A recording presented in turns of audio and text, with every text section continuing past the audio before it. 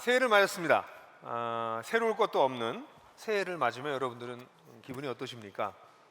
코로나로 인해서 지긋지긋한 코로나는 진행되고 있고, 또 올해는 2022년은 뭐 범띠다, 흑범띠다 이렇게 여러 가지 의미를 부여하지만 대선도 있고, 벌써부터 시끄럽고,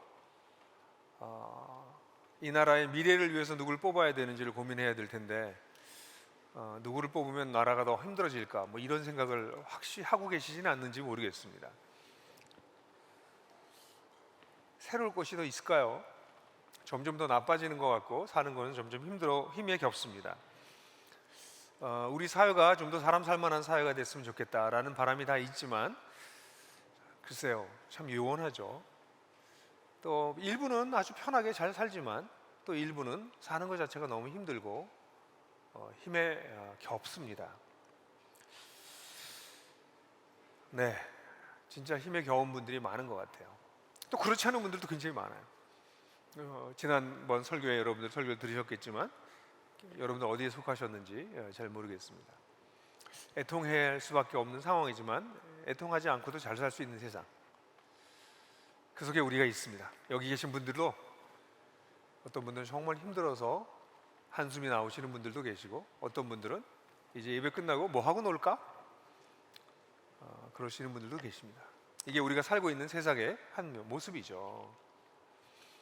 이 속에서 그리스도인은 우리는 어떻게 살아야 될까? 다시 한번 질문하지 않을 수가 없습니다. 그리스도인으로 사는 건 또 더 어려운 것 같아요. 근데 여러분, 그리스도인으로 사는 것이 어렵긴 한데요, 모두가 다 그렇게 어려워하진 않습니다.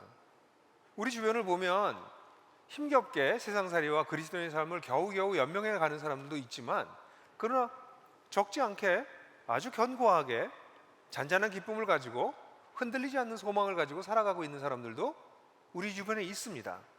모두가 힘들고 모두가 지치고 모두가 못 살겠는 것이 아닙니다. 어떤 사람들은 그들이 가지고 있는 경제적, 사회적 배경 때문이 아니라 다른 어떤 이유 때문에 꽤 괜찮게 살아가고 있습니다.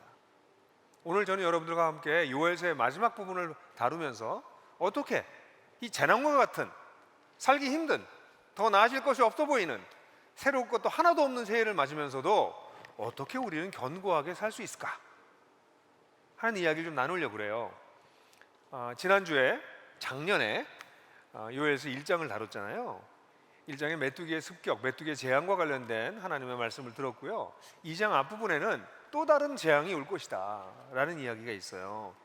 그 재앙을 바라보면서 회개해야 된다, 이스라엘에게 요엘 선지자가 간곡하게 말하고요. 그 다음에 2장 후반부에는 하나님께서 회복해 주실 약속과 성령을 모든 사람들에게 주실 거라고 하는 놀라운 약속을 전해주세요. 그리고 이제 3장으로 넘어가면 이제 하나님께서 모든 민족들을 불러다가 마지막으로 심판하신다 라는 말씀을 하고, 그리고 오늘 본문이 나옵니다. 그래서 오늘 본문은 맨 마지막, 요엘서의 맨 마지막 부분이에요. 그 중간에 있는 부분은 이번 전가족 헌신 예배 때 여러분들하고 다룰 거니까, 여러분들 1장과 마지막 부분을 여러분들 저와 같이 살피시고 4월까지 조금 더 기다려 주시기 바랍니다. 근데 이 요엘서가 좀 읽기가 어려운 거는요, 요엘서 전체가 운문이에요. 전부가 시입니다. 우리는 지금 산문 형식으로 풀어놨지만 이것은 운문으로 시로 되어 있어요. 시는 늘 번역하기가 어렵습니다. 우리 새번역은 번역이 조금 과한 때가 있는데, 특별히 시를 해석할 때 조금 과해요. 그래서 풀어주는데, 풀어쓰게 되면 이미지가 약간 부서질 수가 있어요. 그래서 오늘 제가 여러분들하고 같이 나누려고 하는 본문은 새번역에서 일정 부분을 수정해서 원본에 좀 가까운 의미를 좀 가질 수 있도록, 제가 전체를 번역하고 싶긴 한데 제 히브리어 실력이 거기까지 되질 않아서 부분적으로 좀 수정한 말씀이에요. 예를 들어서 하나님이 심판하시는 날이 가까운다 이렇게 자꾸 표현하는데, 이거는 아주 중요한 구약의 언어예요. 주의 날이 가까이 온다라는 단어인데, 이걸 풀어서 하나님이 심판하시는 날이 가까이 온다 이렇게 얘기하면 사실은 굉장히 중요한 이미지를 잃어버리거든요. 그래서 주의 날이라고 해야 돼요. 또 주라고 하는 단어도 한 가지만 말씀드리면, 주라고 하는 단어는 여호와의 이름입니다. 여호와 또는 야훼라고 불리우는 이름인데, 그 발음을 정확하게 알 수가 없고 구약의 전통상 이것을 발음하면 안 된다. 하나님은 어떻게 하나님 이름을 부르냐. 그래서 구약에서는 하나님의 이 야훼라고 하는 단어가 나올 때마다 아도나이라고 하는 말로 바꿔서 읽었어요. 주님이라는 단어로. 그래서 영어 성경에서는 여러분 보시면 이 주님이라는 단어가 나올 때 그냥 주님이란 뜻이 아니라 LORD 대문자로 써요. 이건 뭐냐면 하나님의 이름을 뜻하는 것입니다. 그런데 이걸 그냥 주님이라고 번역해 놓으면 우리가 주님 할 때랑 비슷하게 느껴지기 때문에 이것도 의미를 상실해요. 그래서 제가 어렵지만 주님의 이름을 함부로 부르면 안 되는 전통을 우리가 가지고 있음에도 불구하고 주님이라는 단어 대신에 여호와라고 하는 단어를 우리 개역 성경에서 쓰는 것처럼 그냥 반영해서 수정했어요. 그래서 한번 같이 오늘 이 재난과 같은 상황 속에서도 어떻게 힘있게 우리는 살 수 있지? 그 비결을 요엘서 마지막 부분을 읽으면서 살펴보도록 하겠어요. 같이 한번 읽어보겠습니다. 읽으실 때는 또박또박 한 마음으로 마음을 다해서 읽어주시기 바라요. 읽겠습니다. 판결의 골짜기에 수많은 무리들, 판결의 골짜기에서 여호와의 날이 가까이 왔다. 해와 달이 어두워지고 별들이 빛을 잃는다. 여호와께서 시온에서 부르짖으시고 예루살렘에서 큰 소리를 내시니 하늘과 땅이 진동하다. 그러나 여호와께서는 당신의 백성에게 피난처가 되실 것이다. 이스라엘 자손에게 요새가 되실 것이다. 이스라엘아, 그때의 너희는 너희의 하나님 여호와가 내가 거룩한 산 시온에 거하는 것을 알게 될 것이다. 예루살렘은 거룩한 곳이 되고 다시는 이방 사람이 그 도성을 침범하지 못할 것이다. 그날에 산마다 새 포도주가 넘쳐 흐를 것이다. 언덕마다 젖이 흐를 것이다. 유대 개울마다 물이 가득 차고 주의 성전에서 샘물이 흘러나와 시딤 골짜기에 물을 내어줄 것이다. 그러나 이집트는 황무지가 되고 에돔은 황량한 사막으로 바뀐다. 그들이 유다의 백성을 폭행하고 죄 없는 자의 사람의 피를 흘렸기 때문이다. 유다 땅은 영원히 있겠고 예루살렘도 대대로 그러할 것이다. 내가 전에 갚아주지 않았던 그들의 피 흘림 당한 것을 이제 갚아줄 것이다. 왜냐하면 나 여호와는 시온에 거하기 때문이다. 사실 지난주에도 얘기했지만 이것이 주전 빠르면 2세기, 늦으면 9세기 사이에 쓰여진 글이기 때문에 지금부터 2000년에서 3000년 정도 전에 쓰여진 글이에요. 그러니까 이 글을 읽고선 금방 이렇게 딱 와닿는 분은 없어요. 그래서 이걸 공부를 좀 해야 됩니다. 그래서 오늘 제가 여러분들하고 이 본문을 설명하면서 이것이 오늘날 조차 3000년 전에 하나님께서 하신 말씀이 우리에게 무슨 의미가 있는지 이야기를 나누려고 그래요. 이 본문은 실제로 주님의 날이 일어날 때, 주님의 날이 올 때, 주님의 날에 여호와의 날에 일어날 일을 얘기하고 있어요. 여러분들 실제로 1장 15절에서도 그렇고 1장 15절에서 메뚜기 재앙이 임했을 때도 그렇고 2장 1절에 더 큰 재앙이 올 것이라고 얘기할 때도 여호와의 날이 가까이 왔다. The day of the Lord is near 라고 하는 표현이 동일하게 나와요. 여기 세 번째 이 표현이 나오는 것이죠.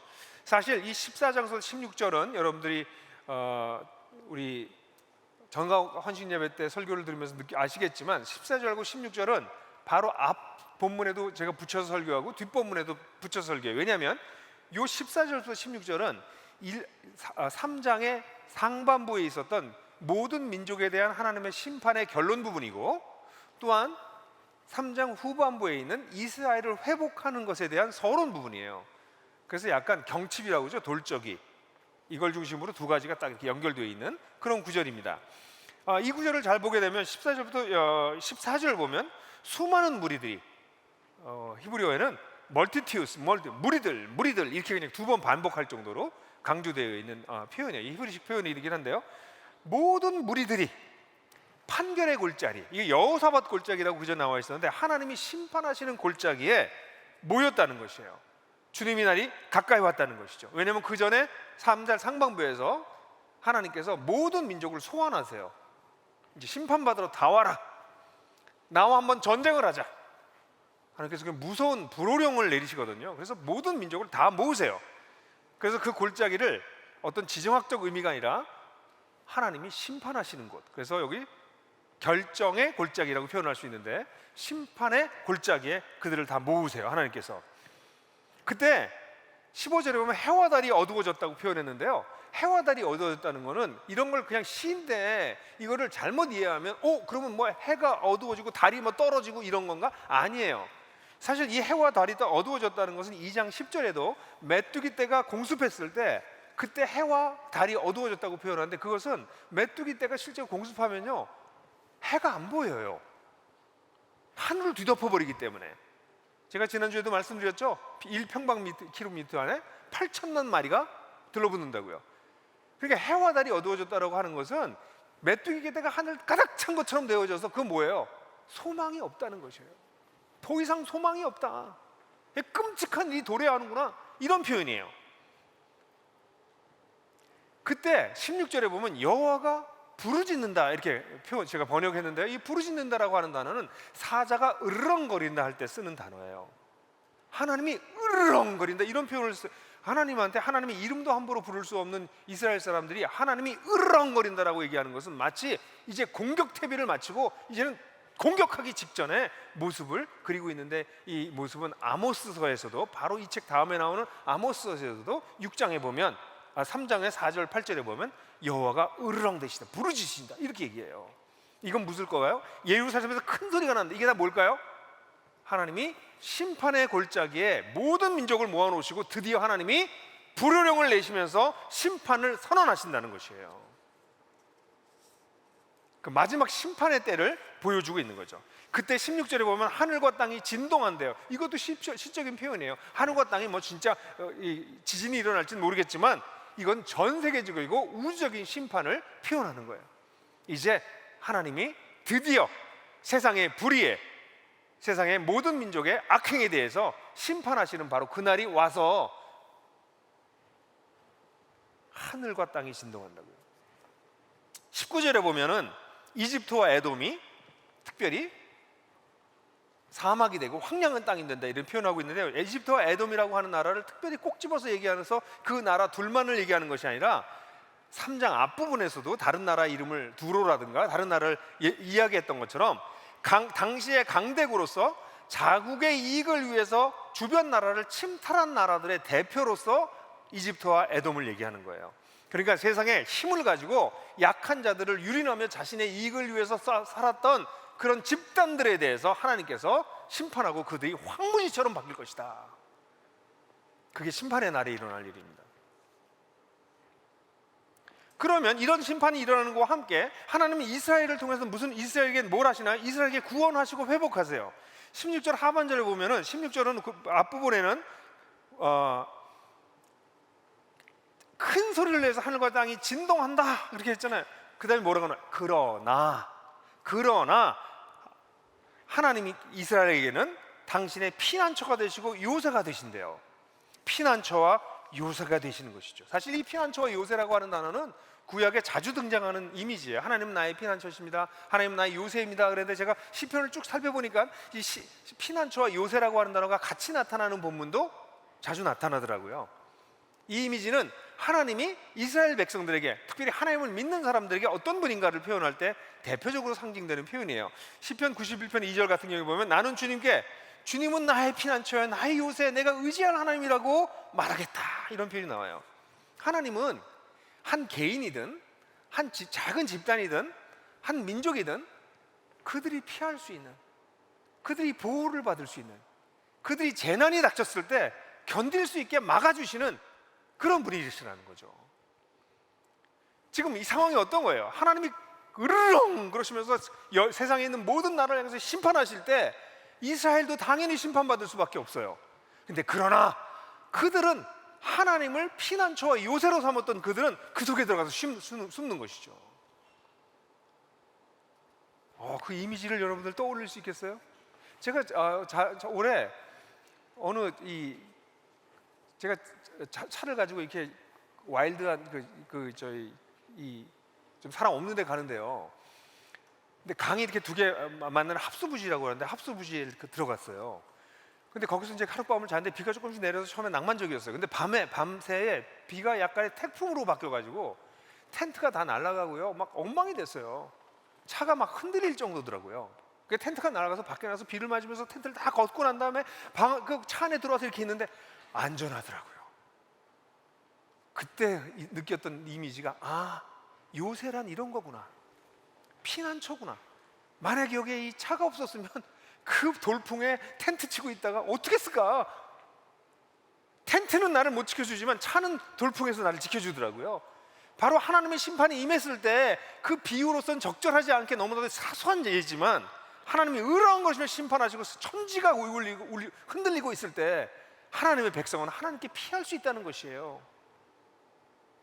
그뿐만 아니라 18절을 보게 되면 그래서 하나님께서 17절에 보면 그리고 난 다음에 이스라엘을 회복하실 거라고 말씀하시고 20절에 가게 되면 20절은 유다의 땅을 영원히 있겠고 예루살렘도 영원히 존재하게 되고 완전한 회복을 할 것이다 라는 얘기를 하세요.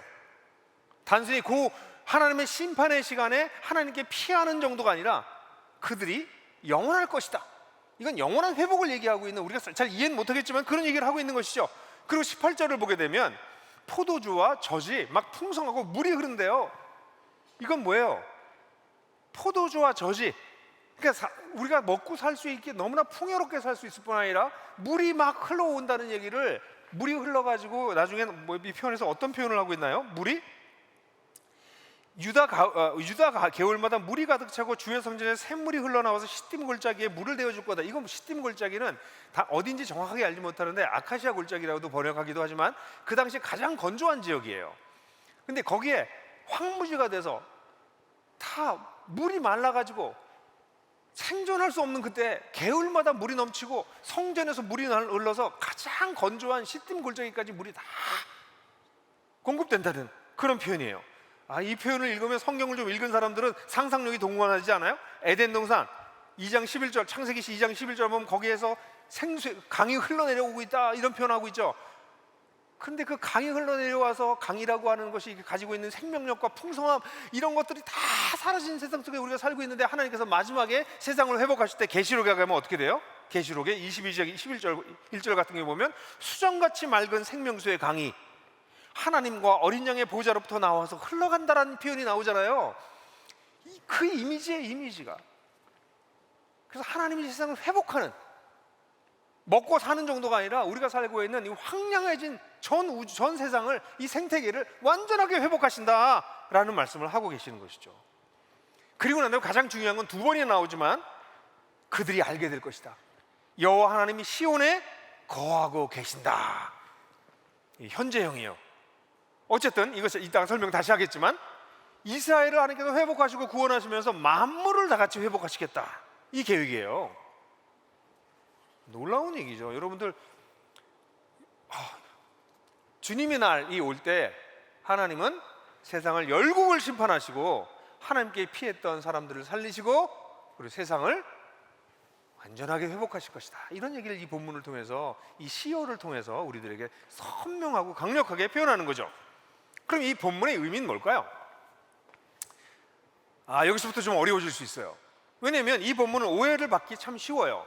하나님이 이스라엘이라고 하는 어떤 민족 국가를 이렇게 회복하시려고 하는구나, 그리고 이스라엘을 회복하시고 또 세상에 있는 여러 강대국들을 심판하시는 하나님이구나. 그래서 아마 여호사밧 골짜기에서 일어나는, 판결의 골짜기에서 일어나는 이 심판은 일종의 종말론적 전쟁 같은 게 아닐까? 그래서 이제 계시록, 아마겟돈 등등 이제 막 상상력이 막 그쪽으로 가는 거죠. 근데 이런 해석은 근본적으로 문제가 있어요. 이 본문이 이스라엘의 회복을 얘기하는 것일 수도 있지만 사실 이스라엘은 훗날 회복이, 이 본문이 일어나고 난 다음에 사실 이 회복을 경험하지 못하고 오히려 나라를 뺏기고 2000년이 넘는 세월 동안 전 세계에서 유리하는 민족이 됐어요. 최근에 나라가 다시 세워졌지만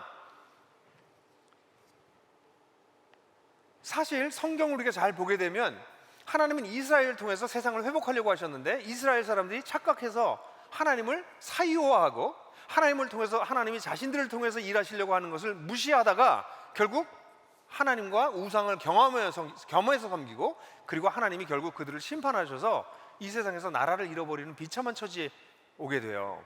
근데 그 나라를 완전히 잃어버리는 AD 70년에 이르기 직전에 메시아 예수께서 오셔서 하나님 나라를 선포하시고 예수께서 부활하신 걸 통해서 그에게 피하는 자들을 통해서 교회를 세우셨어요.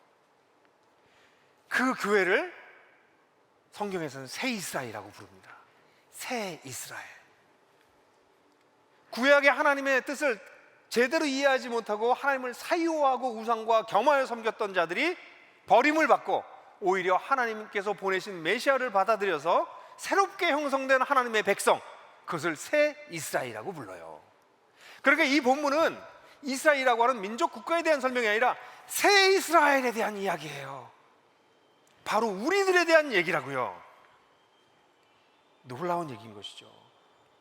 이 새 이스라엘의 특징이 무엇입니까? 하나님의 심판, 마지막 날 하나님의 심판이 있었을 때 우리가 하나님께 피할 수 있는 자들이라는 것이에요. 우리는 하나님이 요새가 되시고 피난처가 되신다는 거예요. 왜? 우리도 세상 사람들과 별다르지 않게 죄인들이고 하나님을 떠났던 자들이었는데 하나님의 쏟아지는 심판이 우리에게 임하지 않는 이유는 예수 그리스도께서 우리의 요새와 피난처가 되시기 때문인 것이죠. 그러므로 예수 그리스도께 피하는 자들은 비록 자기 자신들이 부족함에도 불구하고 하나님의 마지막 심판으로부터 보호를 받고 살아남을 수 있다는 얘기인 것이죠. 여러분, 하나님이 그때 심판할 때 뭐를 심판하실까요? 새 이스라엘을 괴롭혔던 주변 강대국들이 아니고요, 그건 그 당시에는 그런 의미였겠지만 지금은 이것을 어떻게 받아들여야 돼요? 새 이스라엘을 괴롭히는 모든 세력들입니다. 그리스도인의 공동체, 교회, 하나님의 새 백성들을 괴롭히는 모든 세력에 대해서 하나님께서 심판하시겠다. 이걸 국가라고 생각하시면 안 됩니다. 새 이스라엘을 지금 국가가 괴롭히지 않아요. 물론 지금 중동 국가 중에서 일부에서는 또 IS 같은 데들이 있었을 때 거기서는 지금도 막 참수하고 기독교인들이 엄청난 지금 박해를 당하고 있어요. 그런 국가 권력도 포함하지만 실제로 그리스도인들의 그리스도인 공동체답게 살 수 없게 만드는 자본, 테크놀로지, 엔터테인먼트, 그리고 우리를 헷갈리게 만드는 지식인들,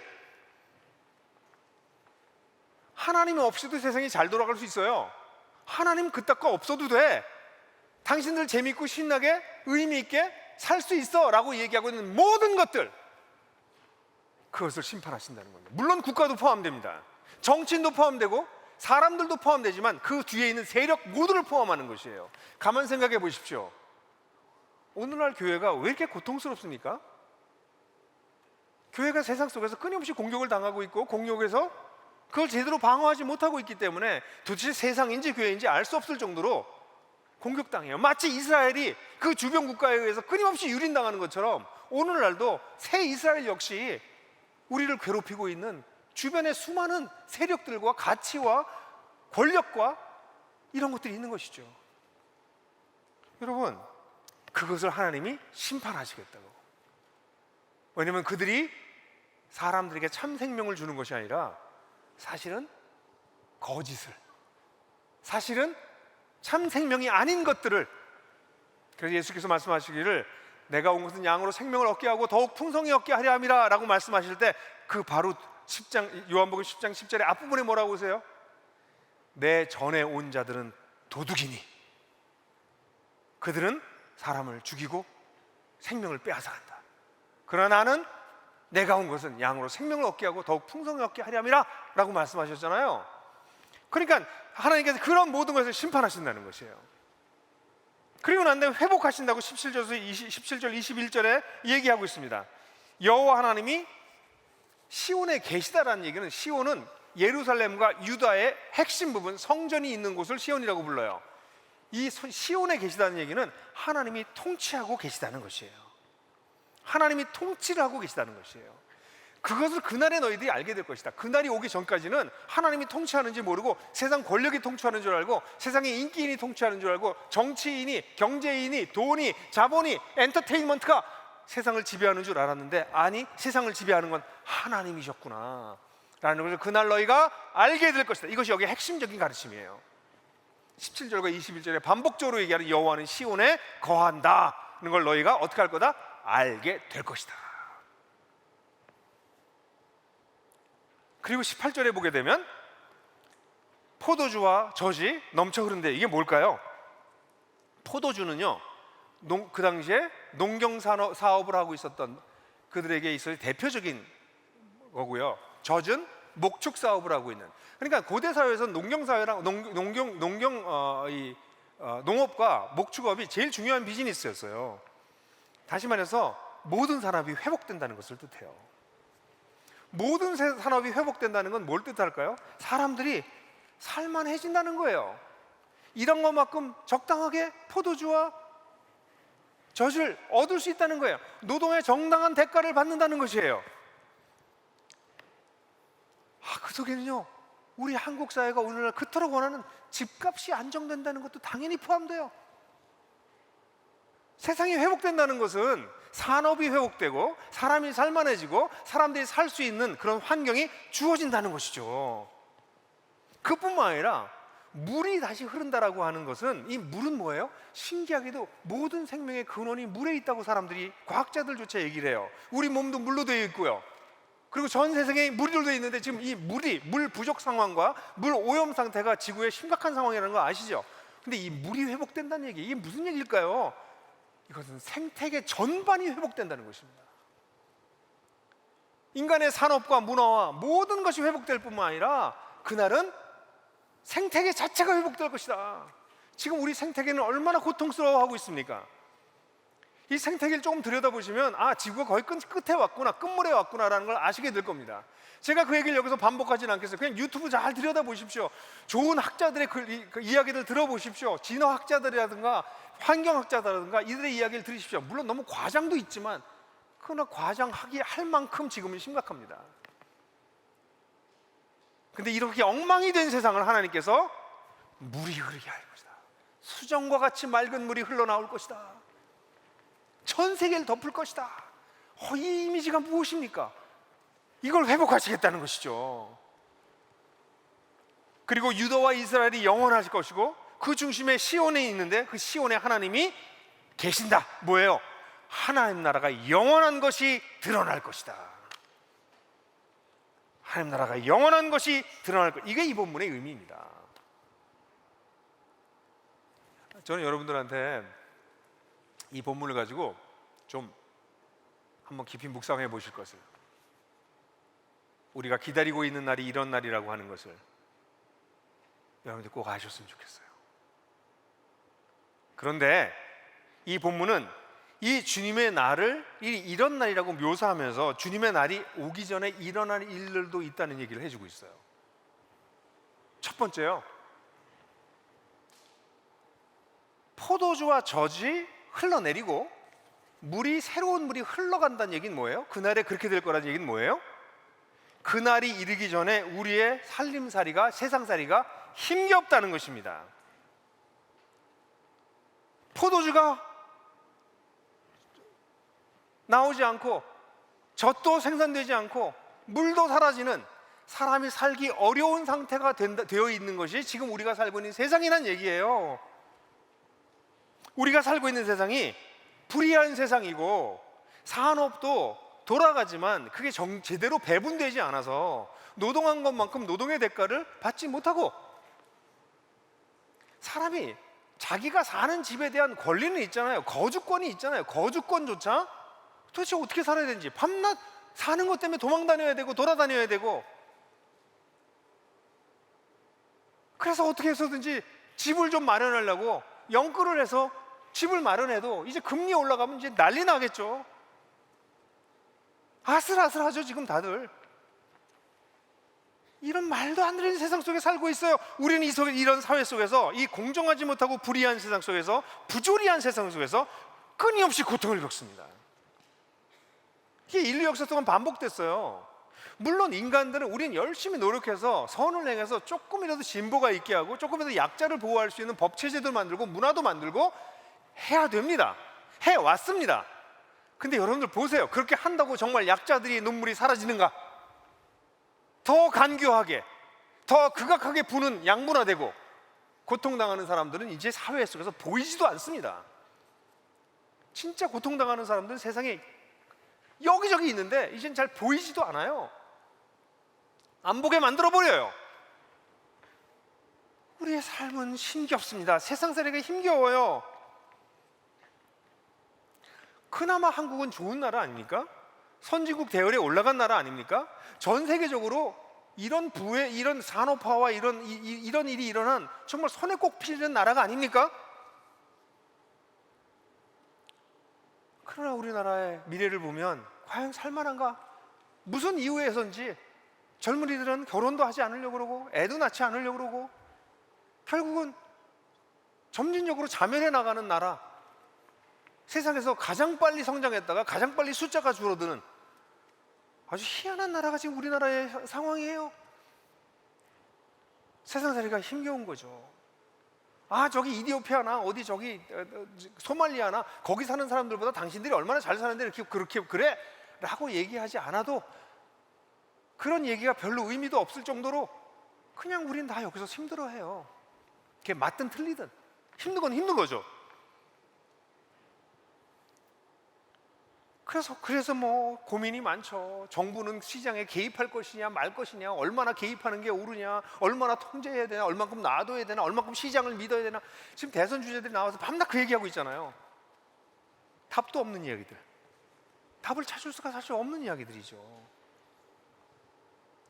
이런 힘겨운 세상살이를 세상에 있는 모든 사람들이 해요, 여러분. 이게 우리가 사는 세상이에요. 이런 세상이기 때문에 주님을 기다리는 거예요.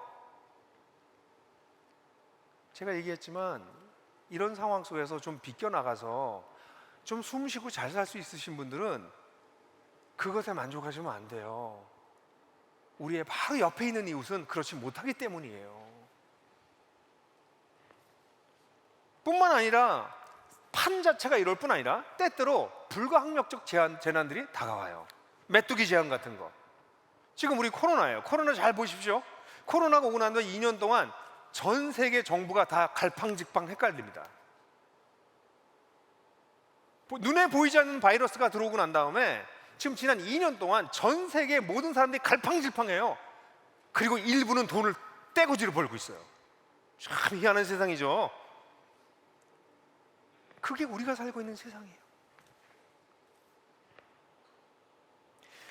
그런데 이건 모든 사람이 다 힘든 거예요, 생활은. 여기에서 일부의 운이 좋은 또는 좀 약삭빠른, 조금 악한 일부의 사람들은 잘 살 수 있어요, 이 세상에서. 그냥 모든 사람이 다 힘들어요, 사는 게. 그게 성경에서 끊임없이 우리에게 얘기해주고 있는 거예요. 속지 마라. 네가 좀 살만하다고 속지 마라. 우리나라가 좀 살만하다고 속지 마라. 세상살이는 힘겹다. 포도주가 말랐고 젖이 흐르지 않으며 물도 구하기가 어렵구나. 근데 더 어려운 것은 새 이스라엘은 삶이 더 힘겨워요. 11절 12절에 우리가 읽지 않은 본문이지만 하나님께서 사방의 민족들을 부르세요. 사면에. 이걸 every side of 뭐 이렇게도 표현했어요.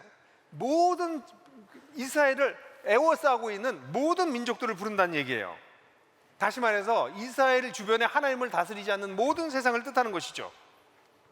여러분, 그들은 포위됐습니다. 새 이스라엘은 포위됐습니다. 여러분들은 포위됐습니다. 예배 시간에 와서 예배 드릴 때만 하나님이 계신 것 같이 나가보십시오. 저기 하나님이 계신 거라고 누가 말해줍니까? 하나님 없는 세상에 여러분들은 포위되셨습니다. 그게 새 이스라엘이 옛날 이스라엘이 겪었던 것과 동일한 상황을 겪고 있는 것이에요. 우리는 포위됐습니다. 뿐만 아니라 이 본문에 보면 17절에 보면 그 예루살렘이 회복되고 나면 이방 민족이 그들을 지나가지 못할 것이다 이렇게 표현하고 있는데, 이 지나간다는 표현을 영어 성경에는 이걸 풀어가지고 invade, 침략하지 못한다라고도 표현했어요. 근데 이 지나가지 못한다라고 하는 표현이 괜찮아요. 왜냐하면 말 그대로 지나간다는 건 뭐예요? 이방 민족이 예루살렘에 들어와서 헤집고 다닌다는 것이에요. 교회는 지금 포위됐을 뿐만 아니라 주변에 있는 여러 가지 세력들, 가치관에 의해서 헤집힘을 당하고 있어요. 교회 안에, 새 이스라엘 안에도 이방 문화가, 이방 가치관이, 이방의 세력이 헤집고 다녀요. 그게 없어질 거라고 얘기한다는 얘기는 뭐냐면 지금 헤집힘을 당하고 있다는 것입니다. 사실 더 무서운 문제가 바로 이것이죠. 그리스도인 밖에서 그리스도인들을 공격하는 어떤 세력보다 우리 안에 들어와서 우리를 괴멸시키고 있는 눈에도 보이지 않는 적들이 더 무서운 것이죠. 그게 우리 그리스도인들이 처한 현실입니다.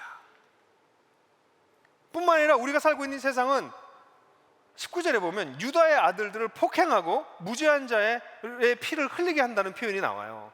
이 폭행이라고 하는 단어, 구약에 굉장히 중요한 단어입니다. 하마스라고 하는 단어인데요, 노아 시대 때도 포악함이 땅에 가득한지라, 창세기 6장 11절 13절에서 이스라엘을 하나님이 심판할 때도 이스라엘에 너희가 포악이 가득하구나. 에레미야서 6장 6절 같은 경우엔 예루살렘은 심판을 받아야 할 도성이다. 그 도성에 나는 탄압이 자행되고 있다. 이 탄압이라고 하는 단어가 똑같은 단어예요. 폭력, 폭압.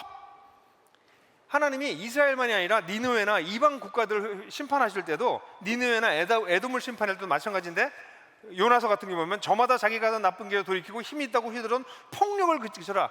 이게 요나가 니느웨에게 선포할 때 힘이 있다고 휘두르던 폭력을 멈춰라. 이 폭력이 다 같은 단어예요. 여러분, 우리가 살고 있는 세상엔 힘 있는 자들이 폭력을 행해요. 특별히 그리스도인들이 이 힘 앞에 무릎을 꿇게 만드는 것이죠. 유다의 아들들에게 폭력을 행하고, 이 폭력을 행하는 것의 마지막이 뭐예요? 무죄한 자들이 피를 쏟는 것입니다. 그래서 성경은 우리가 살고 있는 세상이 이 폭력이 난무하는 세상이라고 얘기해요. 하마스가 난무하는 세상이라고 얘기합니다. 그러니까 그리스도인들이 사실 이 세상에서 빛을 발하고 소금으로 살지 못하는 이유는 무서워서 그래요. 왜냐하면 공격당하기 때문에, 나도 피해를 받기 때문에, 그렇게 하다가 나도 세상에서 밀려나서 저기 찌질하게 살지도 모르기 때문에. 그래서 그리스도인들도 자꾸 뒤로 물러서는 거죠. 우리가 피를 흘리는 것까지는 우리에게 일어나지 않지만, 실제로 지금 IS에 의해 가지고 지금 죽임을 당하는 사람들은 실제로 피를 흘리고 있어요. 실제로 죽임을 당하고 있습니다. 참수당하고 있어요. 그게 우리가 살고 있는, 우리가 보고 싶지 않는, 싫어하는 세상의 다른 한 면이에요. 그런데 불행한 것은 이렇게 폭력이, 그러니까 이건 굉장히 중요해요. 우리 사회를 볼 때 권력을 잘못 휘둘러서 폭력이 난무하게 되면 하나님이 심판하세요. 지금 우리나라가 어떤가, 우리 사회가 어떤가, 더 심하게 우리 가정이 어떤가서부터 시작해서 우리가 힘을 잘못 사용하여서 약자들을 괴롭힐 때 하나님은 견디다 결국 마지막에 심판하세요. 근데 이런 일들이 벌어질 때 배드 뉴스는 21절에 보면 어떤 표현을 쓰고 있냐면, 내가 전에 갚아주지 않았던 그들의 피들림 당한 것을 이제 갚아주겠다. 그 얘기는 뭐냐면 하나님이 즉각적으로 심판하지 않으신다는 거예요, 이 악한 자들을. 여러분, 그런 걸 경험하지 못하셨어요? 경험 없으세요? 저 사람 진짜 못됐다, 저 사람 정말 악하다, 저 집단 진짜 무섭다, 정말 악하다, 하나님 좀 벌 좀 내려주시지, 저 말도 안 되는 집단을 왜 그냥 놔두십니까? 그런 사람이나 집단을 인생을 살면서 만나신 적이 있으세요? 제발 하나님 좀 어떻게 좀 하시지. 근데 이 본문에 뭐라고 있어요? 내가 그들을 심판하는 것을 유예하고 있다고 말씀하세요. 마지막에 심판하기 위해서 유예하고 있다고 말씀하세요. 이 말씀을 뒤집어서 얘기하면 하나님이 그들에 대한 심판을 유예하실 뿐 아니라 우리의 악에 대해서도 심판을 유예하고 계시는 거예요. 만약에 하나님이 그때그때 우리를 심판하신다면, 세상 사람들이 악한 사람들에게 뭐 번개를 내리시든 벼락을 치든 해서 그때그때마다 심판하셨다면, 여기 계신 분들 전부 다 화상 입은 채로 여기 와 앉아 계실 거예요. 우리들도 그들 중에 하나이기 때문에 하나님 유예하고 계시다고. 이것이 배드 뉴스예요. 그런데 그들에게 굿 뉴스는, 그러니까 그들은 뭐예요? 세상살이 자체가 힘들고 새 이스라엘로 살아가는 것도 힘들어요. 새해 초에 너무 부정적인 얘기죠? 아니, 힘들다니까 그냥 사는 게. 그런데 여기 단 하나의 소망이 있으니 17절과 22절 이 3장 전체의 가장 중요한, 아니 요엘서 전체의 가장 중요한 가르침, 나는 시온에 거한다 는 것을 알게 될 것이다. 17절 마지막 21절 마지막에는 왜냐하면 나는 시온에 거하기 때문이다. 이 거한다라고 하는 단어가 거할 것이다 미래도 아니고요, 거했다 과거도 아니고요, 현재 분사예요. 샤칸이라고 하는 단어인데요, 이 단어의 현재 분사, 거하고 계시다. 근데 그 시온은 어때요? 지금 현재 주변 강대국에 의해서 겁탈당하듯이 유린당하고 있는 상태예요. 하나님이 없어 보이는 것 같아요. 그런데 주님께서 말씀하세요. 나는 그 시온에, 그 겁탈당하고 유린당하고 있는 시온에 거하고 있다. 그것을 그날에 너희가 알게 될 것이다. 그때 내가 무죄한 자들의 피를 흘렸던 것을 복수해 줄 건데, 그때야 내가 시온에 있어 왔다는 것을 너희가 그때 알 것이다 라고 말씀하시는 거죠. 하나님은 지금도 다스리고 계시고 눈에 보이지 않고 마치 겁탈당하는 시온만 보이는 것 같지만, 그 시온에 하나님은 지금도 그 한가운데 임재하고 계십니다. 사랑하는 자녀 여러분, 여러분의 인생이 어렵고 정말 시온이 겁탈당하는 것 같은 고통 가운데 계시는 분들이 계십니까? 거기에 주님께서 말씀해요. 나는 여전히 네가 당하고 있는 그 고통의 현장에 내가 있단다. 나는 너를 떠나지 않는단다. 그게 이 성경의 가장 중요한 가르침이에요. 우리가 잘못해서 우리 잘못한 결과로 우리가 심판을 받고 있는다 할지라도, 그 잘못된 결정과 잘못된 행위와 잘못된 삶의 방식으로 말미암아 우리의 인생이 힘들어졌다 할지라도 하나님은 당신을 떠나지 않습니다. 주님은 여러분 곁에 계십니다. 버리지 않으십니다. 하물며 주님을 위해서 고난을 당하고 피해를 받으며 어려움을 겪는 그들의 백성을 주님께서 절대로 떠나지 않으십니다. 그분은 계속 그분과 우리와 함께 계십니다. 거하고 계시는 분이십니다. 그렇다면 사랑하는 자매 여러분, 주의 날을 기다리는 사람들, 우리는 어떻게 살아야 될까요? 주님의 날을 기다리는 사람은요, 다르게 표현하면 오늘 설교 제목 그대로 재난을 통과하고 있는 공동체입니다. 우리가 누구라고요? 재난을 통과하고 있는 공동체예요. 주님의 날을 기다린다고 그래가지고 주님 빨리 오세요, 마라나타, 주님 오시면 좋겠죠, 이거 아니에요. 주님을 그렇게 간절히 기다리는 이유는 우리가 재난을 지금도 통과하고 있는 공동체이기 때문인 것이죠. 그렇다면 우리가 새 이스라엘로서 뭘 해야 될까요? 새 이스라엘의 멘탈리티를 개발하셔야 됩니다.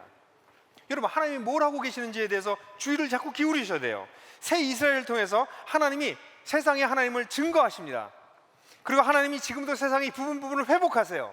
그리고 마지막에는 하나님께서 심판하실 것입니다. 그 하나님이 하고 계시는 일을, 그 새 이스라엘의 멘탈리티, 나는 그 하나님이 일하고 계시는 그 공동체에 속한 사람이구나 라는 걸 알아야 됩니다. 그런데 정말 세상에 가장 무서운, 우리 속에 들어와서 우리를 해집고 다니는 것이 개인주의입니다. 그냥 신앙적인 것이 아니라 사회 전체가 너 혼자 살아, 네가 전부야, 넌 어차피 혼자야 라는 얘기를 끊임없이 합니다. 근데 그리스도인들은 결코 홀로 존재할 수 없습니다. 하나님은 우리를 그리스도인으로 부르시기 위해서 우리를 부르신 것이 아니라, 우리 아들, 딸로 부르기 위해서 부르신 것이 아니라 새 이스라엘로 부르시기 위해서 우리를 아들, 딸로 부르신 것이에요. 우리는 부르심을 받았을 때부터 공동체적으로 부르심을 받습니다. 세상을 회복하시는 하나님의 새로운 이스라엘로서 우리는 부르심을 받는 것이에요. 근데 오늘 세상은 우리 해집고 다니면서 그런 거 어딨냐, 너 혼자 잘 사는 거야, 신앙도 너 혼자 하는 거야 라고 끊임없이 얘기합니다.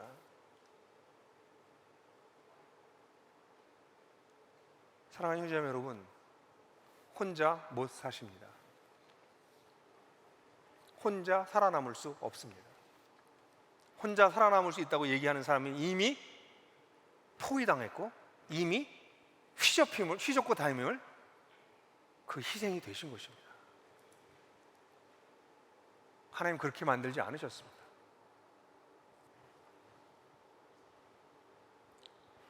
인간 자체가 홀로 존재할 수 없고 우리가 연관되어 있다는 것은 이번 코로나를 통해서 알았잖아요.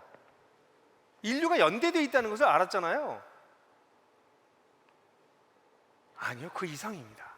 인류가 연대되어 있을 뿐 아니라 우리 그리스도인들은 그리스도 안에서 연합된 존재들입니다. 우리 사면을 둘러싸고 있고 우리를 해집고 다니는 세속의 가치와 권력, 혼란 못 싸움입니다. 그래서 우리가 같이 모이는 거예요. 가정교회라고 하는 것은 교회의 프로그램이 아닙니다. 가정교회는 무슨 동창회나 무슨 동호인 모임이나 이런 모임이 아닙니다. 가정교회는 새 이스라엘입니다. 새 이스라엘로서의 존재 표현입니다. 그래서 우리가 가교로 모이는 거예요. 코로나니까 가교로 안 모인다고요? 아니, 코로나면 안 모이면 못 모이게 하면 못 모이게 하는 방법 속에서 모여야죠. 살아남아야 되니까.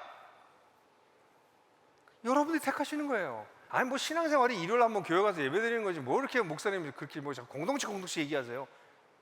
살아남을 수 있다고요? 여러분을 에워싸고 여러분들 해집고 다니는 그 세력들하고 싸워서 이기실 수 있다고요? 그럼 혼자 하실 수 있으면 하시면 되죠. 하실 수 있을까요? 불가능합니다. 그래서 하나님께서 우리에게 소중한 공동체를 주신 거예요. 같이 버텨라. 새 이스라엘의 멘탈리티를 개발하셔야 됩니다. 나 혼자 존재하는 것도 아니구나. 연대하고 지지하고 연결되어 있는 사람이 나에게 꼭 필요하구나. 나 혼자 잘 살아서 나 혼자 취미생활하고 여행 다니고 행복하게 살 수 있죠. 하나님이 애통해라 이렇게 얘기하시는 거죠. 너 괜찮다고? 아니야, 세상을 봐, 애통하라. 이런 거 다 어디서 우리가 깨달아요? 우리가 공동체적으로 같이 있을 때 깨닫죠. 그렇지 않으면 자기 혼자 재밌게 살 수 있는 이 길이 돈만 있으면 널렸는걸요? 그러지 말라고 새 이스라엘의 멘탈리티를 가지고 살라고 말씀하고 계십니다. 여러분, 가정교회도요, 홀로도 힘들어요. 가정교회는 연합교회가 있는 이유가 가정교회 하나하나가 가끔씩 가다가 위기도 겪고 어려움을 겪기 때문에 가교들이 연합해야 되기 때문에 연합교회도 있는 것입니다. 그러니까 우리의 멘탈리티도 나 혼자 사는 것이 아니라 공동체랑 같이 사는 것. 그래서 조금 더 성장이 되면 내 가교도 우리 가교만이 아니라 우리 교회가 함께 연대해서 사는 것이 필요하구나 하는 것을 배워나가는 것이 여러분들의 신앙생활입니다. 이것이 더 발전하게 되면, 조금 더 생각을 더 길게 가지기 시작하면, 교회 하나하나가 새 이스라엘로서 존재하려면, 지속 가능하려면 어떡할까?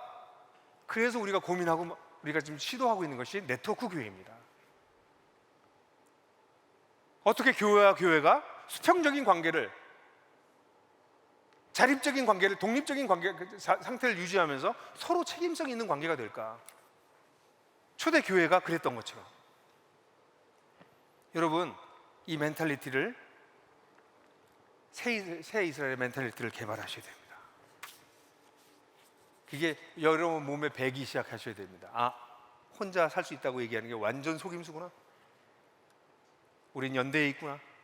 상호 책임성 있는 관계를 발전시키는 것이 인생의 가장 소중한 일이구나. 이게 새 이스라엘로서 반드시 필요하구나 아셔야 됩니다. 두 번째는 그렇게 새 이스라엘의 삶의 방식을 배우는 것입니다. 여러분, 서로 지지하고 연대하는 삶, 위로하고 격려하는 삶을 배워야 됩니다. 사실 너무 힘들잖아요.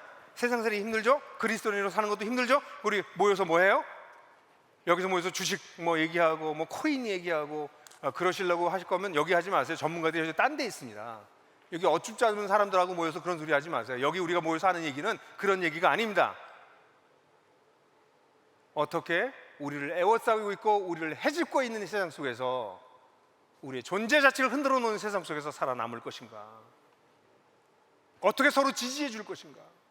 어떻게 상처받은 사람들을 위로할 것인가? 자기의 잘못이든 자기의 잘못이 아니라 잘못된 사회 속에 들어가 있어서 겪게 되는 고통이든 그 고통을 지나가고 있는 우리의 형제들을 어떻게 붙잡아 줄 것인가? 새로운 삶의 방식을 배우십시오. 이건 다른 종류의 삶의 방식입니다. 너 혼자 잘 살아라고 얘기하는, 끊임없는 얘기하는 세상과 다른 방식입니다. 저도 그 생각을 좀 해봤어요. 제가 교회 사역을 할 때는 돌봐야 될 사람이 너무 많았어요. 너무 많아서 제가 다 못 돌봤어요. 그래서 늘 여러 사람이 있었어요. 그럼 그 사람들을 누군가 돌보고 있다는 것을 알고 있어요. 그 중압감이 굉장히 컸어요. 근데 이제 교회 목회 일선에서 떠나고 나니까 그 수많은 사람들의 고통들이 다 누가 다 가져가 버렸어. 그러고 나니까 이제 나 혼자 한번 편하게 살아볼까? 제 속에 점점 침체가 깊어지는 것을 봤어요. 나 어떻게 해서든지 사람들하고 만나야 되겠다. 그래서 다른 종류의 삶의 방식을 배워나가고 있어요. 여러분, 지난주에 얘기했죠? 하나님을 사랑하지 않으면 결국 자기 사랑만 남아요. 자기 사랑만 남은 사람들은 허무에 굴복할 수밖에 없습니다. 침체에 빠질 수밖에 없습니다. 새로운 삶의 방식을 배우셔야 됩니다. 더 나아가서 가정교회에서도 가서 내가 어떻게 사랑을 받을까? 왜 나를 안 알아줘? 이건 그럴 수 있어요. 그건 내가 영적으로 어리구나. 그렇게 아시면 돼요. 그걸 정죄하는 게 아니에요, 여러분. 왜 나한테 이렇게 대하는 거야? 내 얘기도 좀 들어주고, 이건 어려서 그래. 괜찮아요. 그렇게 투정 부리셔도 돼요. 근데 어느 순간부터 이제는 내가 좀 누굴 돌봐야 되겠다. 그럼 영적 청년이 되기 시작하는 거예요. 가족이 끝나고 나면 이번 주에 누구한테 전화하고 누굴 좀 격려해야지. 그런 마음이 들기 시작하면 여러분 영적 청년이 되기 시작하는 거예요. 그런 삶의 방식을 배우세요. 가교회 가서 도움만 받던 사람이 아니라 이제는 조금씩 누군가를 섬기고 살리고 돕는 쪽으로 발돋움하세요. 새로운 삶의 방식을 사세요. 뿐만 아니라 여러분들 삶터에서, 이웃집에서 왜 옆집 아줌마는 얼굴이 왜 이렇게 어두울까?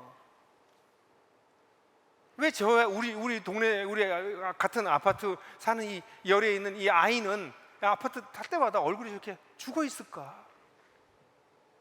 한마디 격려해주고 차라도 한 잔 마시자고 하고, 그게 우리가 사는 삶의 방식이에요. 여러분들이 학교나 직장에 가서 돈만 벌고 튀고 나오시는 분들이 아니라 직장에서 같이 생활하는 사람들 가운데 누군가가 어려운가? 직장에 있는 그리스도인들끼리 아침마다 일주일에 한 번이라도 모여서 우리 같이 기도합시다. 서로 연대하세요. 아니 그 세상에 살기가 얼마나 어렵습니까? 하나님 없다고 얘기하는 세상 속에 살기가 얼마나 어렵습니까? 그럼 뭐 신우회를 조직하고, 아니 그런 거 말고요, 그냥 그리스도인들끼리 만나서 아침에 한 30분 일찍 나와서 1시간 일찍 나와서 샌드위치 먹으면서 서로 기도하고 큐티 나누고 기도해주고 격려해주고, 어디 가서든지 그렇게 하십시오. 이것이 새 이스라엘의 멘탈리티를 가진 새 이스라엘의 삶의 방식이기 때문에 그렇습니다. 가정교회도 마찬가지고요, 네트워크 교회도 마찬가지입니다. 네트워크 교회들도 어떻게 연대해서 시너지를 낼 것인가, 이게 우리 네트워크 교회가 3년 되고 난 다음에 올해 아주 중대한 과업이에요. 네트워크 교회 다섯은 각자 도생할 것인가, 아니면 우리가 원래 꿈꿨던 대로 연대하는 새로운 모델을 찾아낼 것인가. 대표 목사님들과 운영위원장들을 위해서 기도해 주십시오. 여러분들 직접 와닿지 않을지 모르지만 결국 교회가 지속 가능하려면, 각 교회가 지속 가능해야 교회들의 가정교회들이 지속 가능하고, 그래야 그 가정교회에 있는 여러분들이 지속 가능하기 때문입니다. 우리는 다 엮여져 있기 때문에 그렇습니다. 여러분, 마지막으로 이렇게 새로운 삶의 방식을 배우고 새로운 새 이스라엘의 그런 이 삶의 방식이 이렇게 어려울까요? 아니요, 생존 비법을 터득하셔야 됩니다. 요즘 뭐 유튜브를 보면 뭐 생존 무슨 그 내용들이 많잖아요. 뭐 사막에서 살아남기 어쩌고 저쩌고. 우리들도 살아남는 방법이 있습니다. 재난을 통과하면서 살아남는 비결은 무엇인가? 여러분, 재난을 통과하면서도 살아남는 비결이 무엇일까요? 이 본문에 나타나는 건 딱 하나밖에 없어요. 내가 시온에 거한다. 내가 내 백성을 떠나지 않는다. 하나님이요, 지금 여러분들이 느끼지 않든 여러분 바로 옆에 계세요. 예배 때가 제일 가까이 느끼실지 모르겠어요. 예배 끝나고 나가실 때요, 이제 하나님 여기 두고 나가실지 몰라요. 여러분들 의식은. 근데 하나님은 여러분과 동행하세요. 여러분들이 고통당하고 있는 바로 그 현장, 하나님은 정말 사라져버린 것 같은, 유린당하고 있는 시온과 같은 곳에 하나님이 계세요. 내가 거기 살고 있다. 내가 거기 거하고 있다. 이것이 우리의 유일한 생존 비결입니다.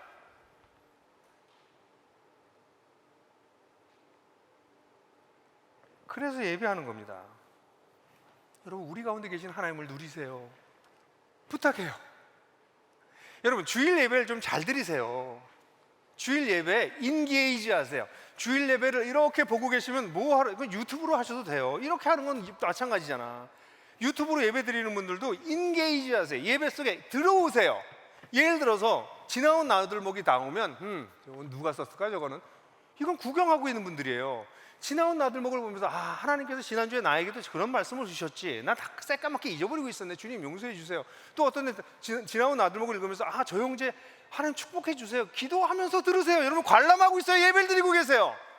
시작부터 관람하고 있는 분들이 많거든요. 예배를 드리세요.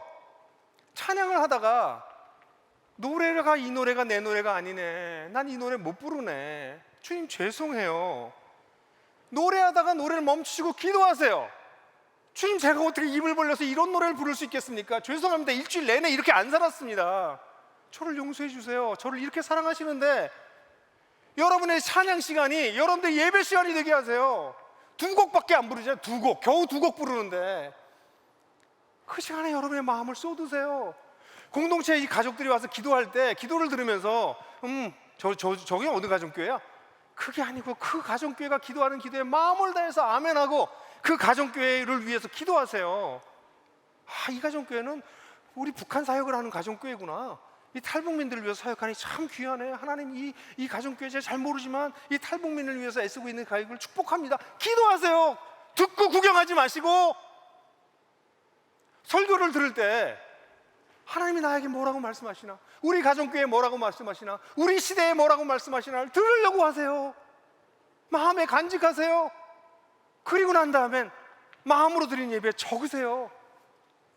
여러분들 예배 하나만 제대로 하셔도, 일주일에 예배 한 번만 제대로 들으셔도 여러분 죽지 않아요. 영적으로 성장하는 건 모르겠지만 죽진 않으십니다. 근데 그 일주일에 단 한 번 있는 신앙생활이라고 하는 예배조차 인게이지 하지 않고, 거기에 개입하지 않고 밖으로 빠져서 구경하고 있는 거죠. 그게 예배입니까? 그게 예배입니까? 그래서 여러분들이 힘든 거예요.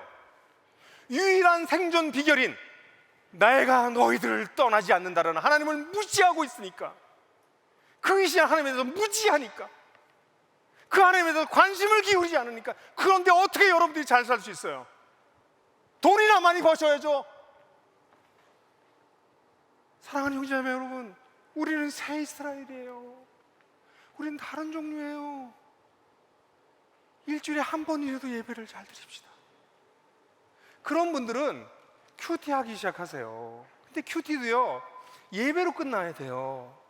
제가 큐티를 요즘 살펴보고 성도들이 그냥 큐티책 읽고 그러고 끝나는 걸 발견하고 깜짝 놀랐어요. 큐티는 눈 뜨고 있는 시간과 눈 감고 있는 시간이 같아야 됩니다. 단적으로 얘기해서 여러분들이 10분 큐티를 하시면 5분은 눈 뜨고 하시고 5분은 눈 감고 하십시오. 기도하고 예배하십시오. 왜냐하면 말씀을 통해서 나와 함께 하시는 하나님을 누리는 것이 큐티입니다. 그냥 성경 읽었는데 점 찍는 것이 큐티가 아니고, 큐티를 잘못 배웠나 봐요 우리가. 그게 큐티 아니에요. 성경 읽기 아니에요. 성경 연구 아니에요. 성경을 통해서 하나님을 누리는 것이에요. 하나님 앞에 같이 가 있는 것이에요. 20분 큐티를 하신다면 10분을 성경을 읽고 관찰하고 해석하고 정의고리 하시고 10분 동안 하나님 앞에 머무르십시오. 꼭 기억하세요. 큐티의 반은 눈을 뜨고 하시고 반은 눈을 감고 하세요. 여러분, 텐텐텐은 얼마나 아름답습니까? 지난달 우리 더불어함께교회 우리 목사님들이 설교하시는 설교를 너무 감동을 받았어요. 목사님들은 다 그랬어요. 내가 지금까지 들었던 설교 중에 최고였습니다. 세 분 다.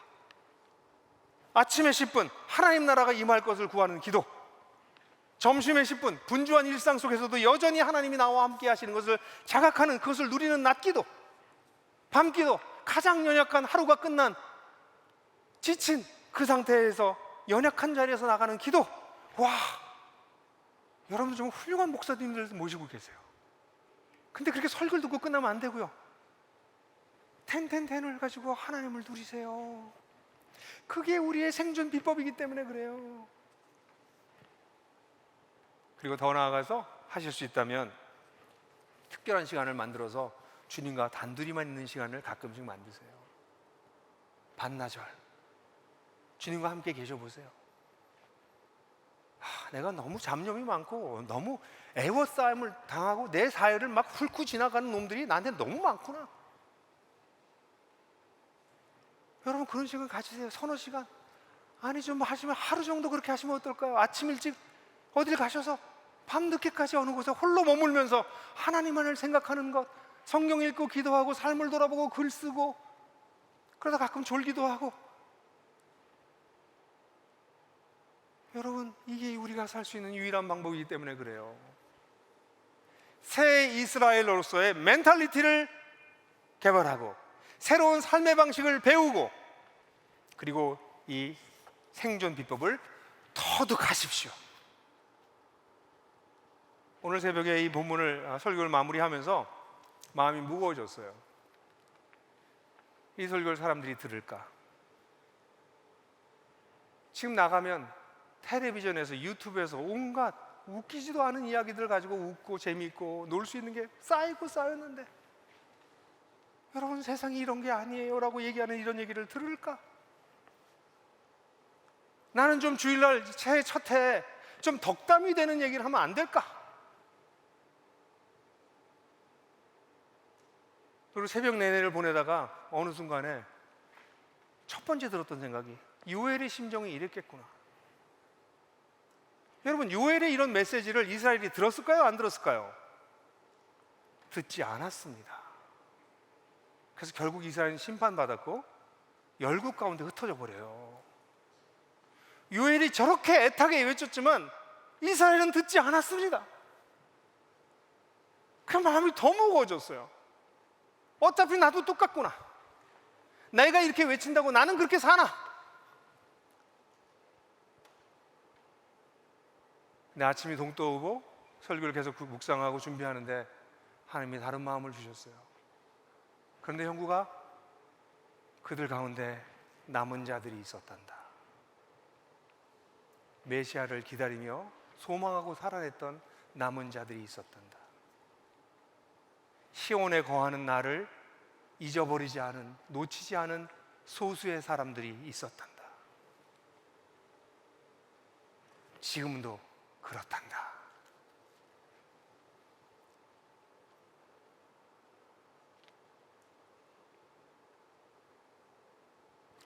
사랑하는 새 이스라엘이 되신 여러분,